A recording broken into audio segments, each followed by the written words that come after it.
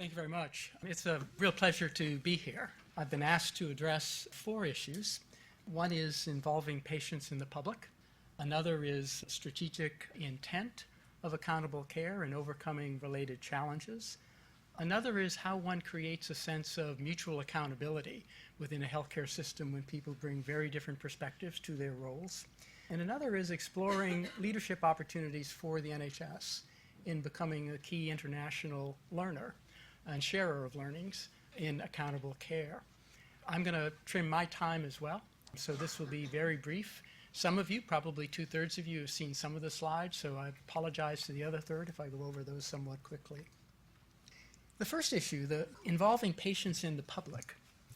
I'm going to argue that there are many ways to involve patients in the public in the development of accountable care systems. But perhaps most important is to recognize their engagement one person at a time to capture the critical intelligence needed for sustainability in the health system. I'm going to spend a little bit of time going into that and then move out to the other 3 topics. They're all quite related. Before I do that, I'm going to spend a little bit of time giving you a sense of why I'm here and the role that Dartmouth has played in informing how one learns from practice variation and how one learns from variation in outcomes and costs. Dartmouth has actually been engaged with the NHS for decades in a partnership learning from variation. Over in the lower left-hand corner here, you can see a paper published in 1982, first author Clem McPherson, second author Jack Wenberg. I joined the partnership very soon after that, within months. In 1996, the Dartmouth Atlas was published. The stunning finding was that we were spending 3 times as much per capita in places like Miami as opposed to places like Minneapolis. And it took 7 years for my colleague Elliot Fisher to determine conclusively that the outcomes were no better in function and mortality, and in fact perhaps a little worse. And both doctors and patients saw the care as having less quality and less value because it was more fragmented. In 2010, Muir Gray and Phil De Silva published the first NHS Atlas of healthcare, modeled on the Dartmouth Atlas, and lo and behold, you had 3-fold per capita differences in cancer care and cardiac care in the 152 PCTs that were studied at the time. Right care tools emerged from that. Dartmouth was also involved in the early days of predictive modeling with the combined predictive model developed here at the King's Fund. I had the privilege of being invited by Chris in 2011 to be the first international visiting fellow at the King's Fund. And what he commissioned me to do, and I invited some other co-authors, was to join up the thinking about practice variation, shared decision-making, and commissioning. We wrote a paper at that time and chose not to use the term shared decision-making at all. Instead, we talked about preference diagnosis.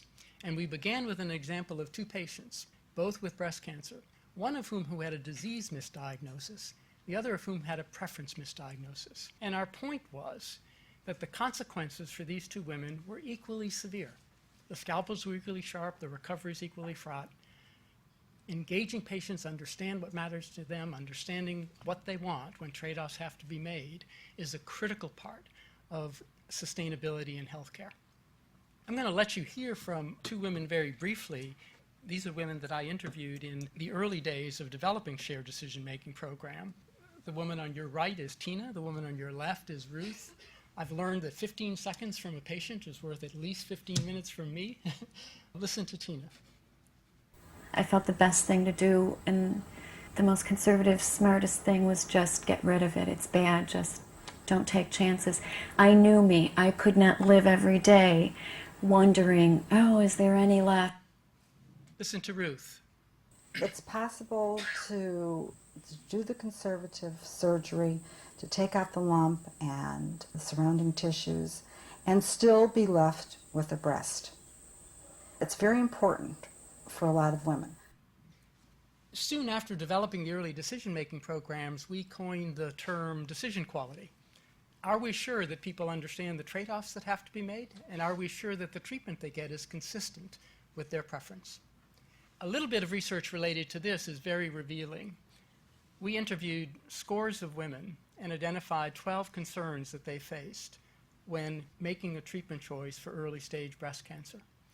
Of those 12 concerns, we then asked their doctors, is living without a breast one of the top 3 The response from doctors, 71%. The response from the women, 7%. I could give you similar examples about adjuvant chemotherapy, about chemotherapy for recurrence.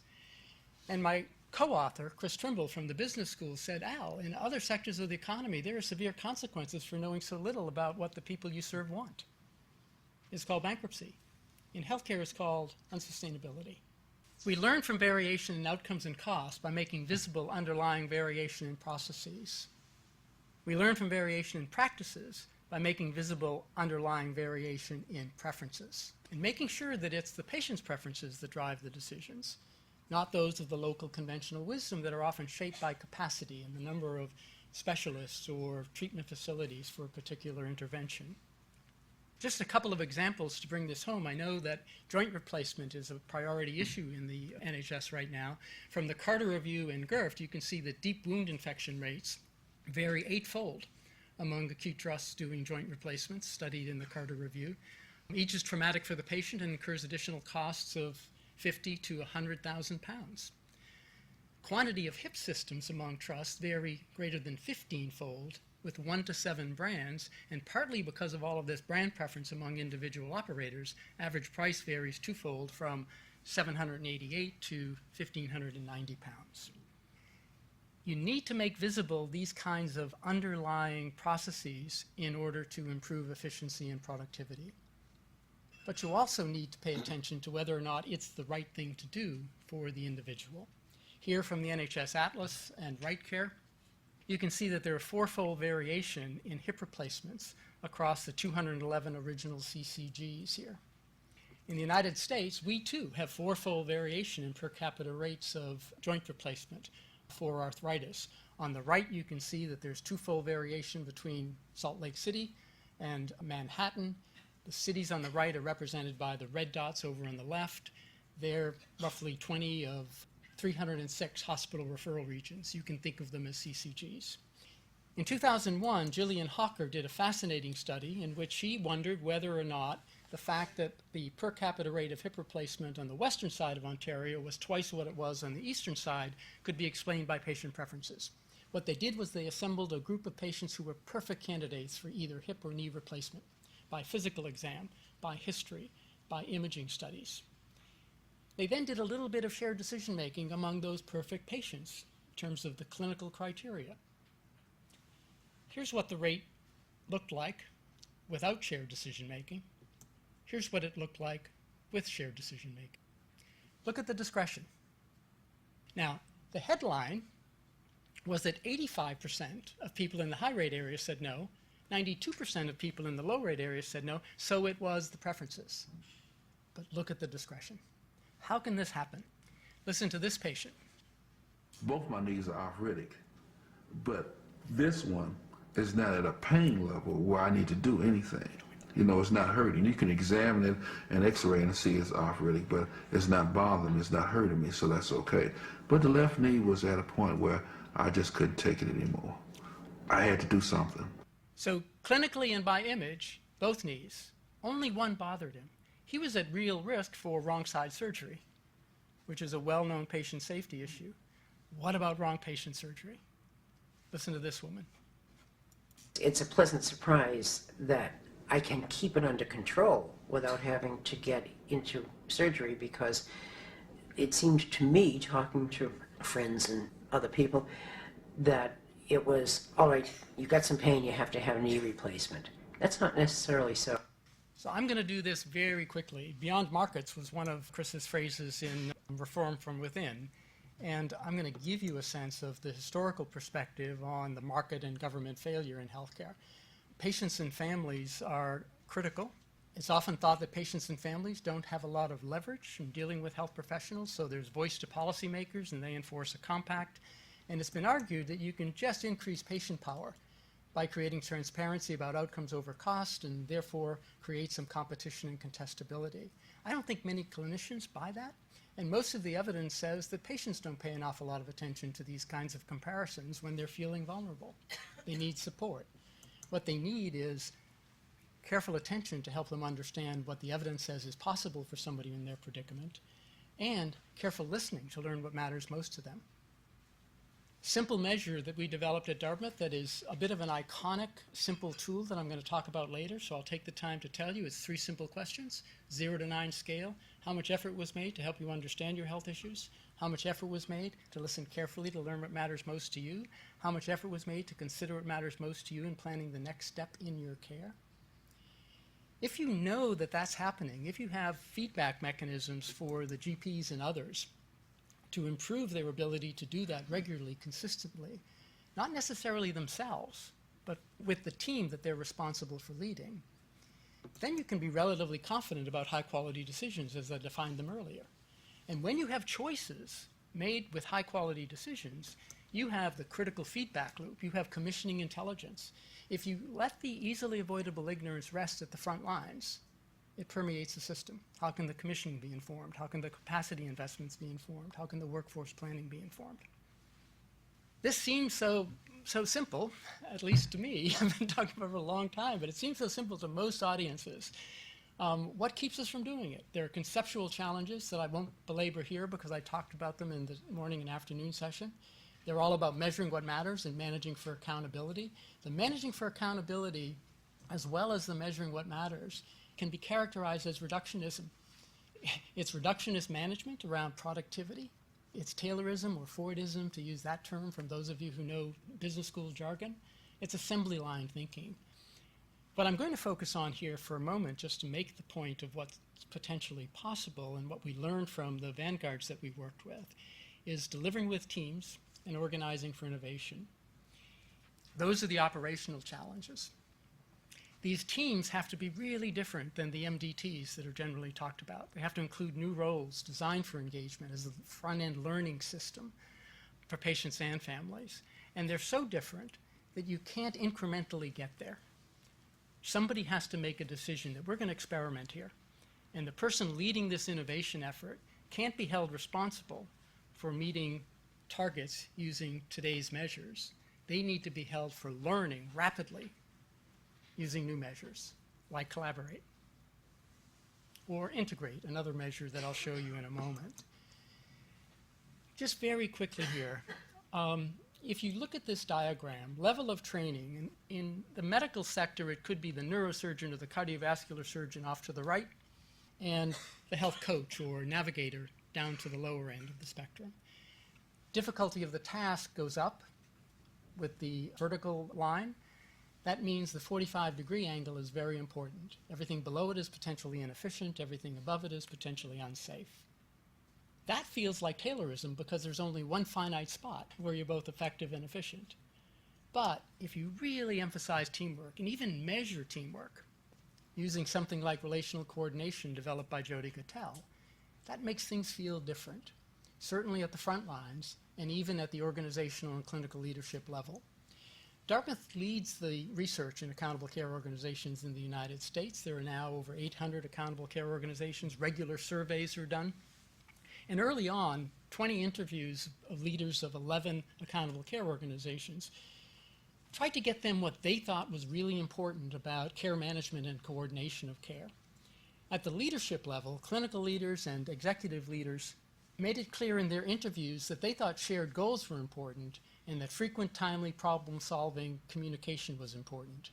They didn't get shared knowledge of each other's roles and task interdependence. They didn't get mutual respect, and they didn't get accuracy of communication. When asked about what should happen at the front lines, they only got frequent and problem-solving communication. And what happens at the front lines is so much more critical and complex than that. In order to test some of this at Dartmouth, when I went there 7 years ago after 35 years at Massachusetts General Hospital, I insisted that we build a new model to really experiment. We had it up and running in 6 months. We reduced clinician time by 50%, nurse time by 50%. We basically eliminated receptionist-type administrative support, and we used those resources to recruit and train 10 health coaches, half of whom ended up having no prior experience in healthcare. They were recruited for common lived experiences with the patients they would coach, empathic communication skills. They were trained in shared decision-making, motivational interviewing to understand the needs and wants and challenges that patients face, and to avoid the substitution of high acuity care when it fails to meet needs and exceeds wants. I skipped over reading the line on the first slide about testing the sustainability hypothesis. The sustainability hypothesis is that a healthcare economy can be sustainable if and only if you recognize the opportunity to avoid substituting something that is high risk, high cost, and high acuity for something that is much more basic and could be met with very low cost interventions of social nature or in healthcare. We had the opportunity, in many ways, thanks to the opportunity I had as a visiting fellow here, to really get to understand the 5-year forward view when it was published. And we saw this triple integration of primary and acute, mental, physical, health, social, as an opportunity to build a foundation for testing that sustainability hypothesis. We were in touch with the new care models team relatively early on. At one point, we submitted this. I don't expect you to read this, but it'll be available to you afterwards if you choose to. And we were given the opportunity to take this and use it to co-produce something with a team of 6 Vanguards, 4 MCPs.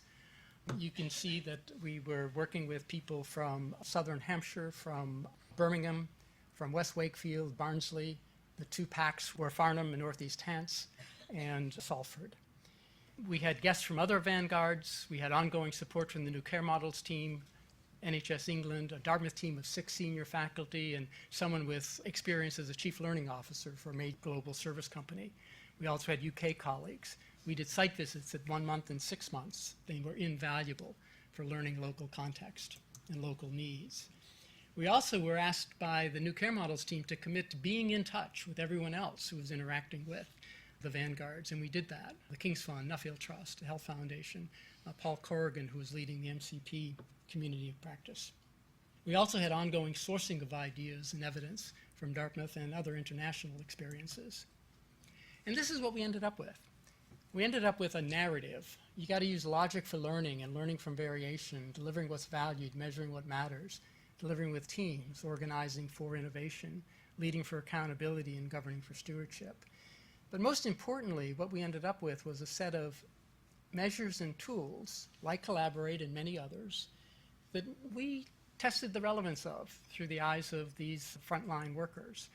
We had the opportunity to write about this. This was a paper published the same day as Next Steps in the Forward View.